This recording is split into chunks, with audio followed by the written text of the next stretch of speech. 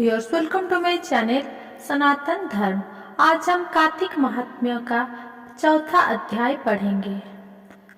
माता शारदा की कृपा लिखूं भाव अनमोल, कार्तिक महात्म्य का कहूँ चौथा अध्याय खोल। नारद जी ने कहा, ऐसा कहकर भगवान विष्णु मछली का रूप धारण करके आकाश से जल में गिरे। उस समय विंध्याचल पर्वत पर तप कर रहे महर्षि कश्यप अपनी अंजलि में जल लेकर खड़े थे। भगवान उनकी अंजलि में जा गिरे। महर्षि कश्यप ने दया करके उसे अपने कमंडल में रख लिया। मछली के थोड़ा बड़ा होने पर महर्षि कश्यप ने उसे कुएं में डाल दिया। जब वो मछली कुएं में भी ना समा सकी तो उन्होंने उसे तालाब में डाल दिया। जब वो तालाब में भी ना आ सकी तो उन्होंने उसे समुद्र में डाल दिया। संपूर्ण कार्तिक पुराण। वो मछली वहां भी पड़ने लगी। फिर मत्स्य रूपी भगवान विष्णु ने इस शंखासुर का वध किया और शंखासुर को हाथ में लेकर बद्रीवन में आ गए। वहां उन्होंने संपूर्ण ऋषियों को बुलाकर इस प्रकार आदेश दिया, मुनीश्वर, तुम जल के भीतर बिखरे हुए वेद मंत्र की खोज करो और जितनी जल्दी हो सके उन्हें सागर के जल से बाहर निकाल लाओ। अब तक मैं देवताओं के साथ प्रयाग में ठहरता हूँ। तब उन तपोबल संपन्न महर्षियों ने यज्ञ और बीज सहित संपूर्ण वेद मंत्रों का उद्धार किया। उनमें से जितने मंत्र जिस ऋषि ने उपलब्ध किए वही उन बीजों मंत्र का उस दिन से ऋषि माना जाना लगा। तदनंतर सब ऋषि एकत्र होकर प्रयाग में गए। वहां उन्होंने ब्रह्मा जी सहित भगवान विष्णु को उपलब्ध हुए सभी वेद मंत्र समर्पित कर दिए। सब वेदों को पाकर ब्रह्मा जी बहुत प्रसन्न हुए। उन्होंने देवताओं और ऋषियों के साथ प्रयाग में अश्वमेध यज्ञ किया।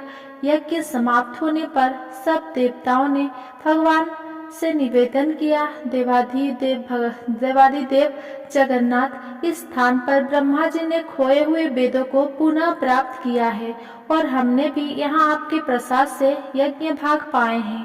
अतः ये स्थान पृथ्वी पर सबसे श्रेष्ठ, पुण्य की बुद्धि करने वाला एवं भोग तथा मोक्ष प्रदान करने वाला हो।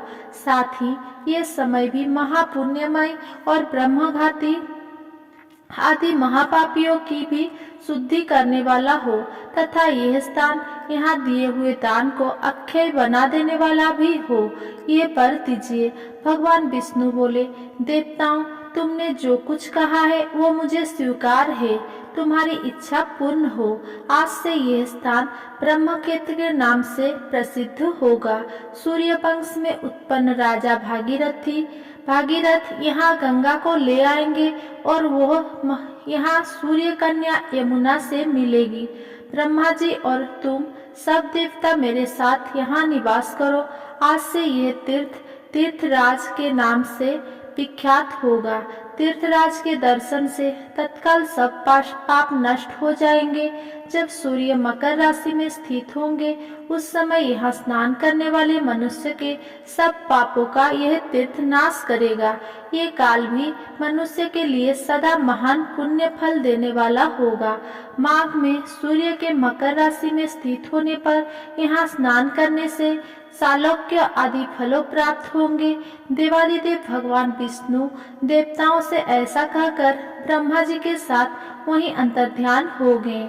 तत्पश्चात इंद्रादि देवता भी अपने अंग से प्रयाग में रहते हुए वहां से अंतर्ध्यान हो गए।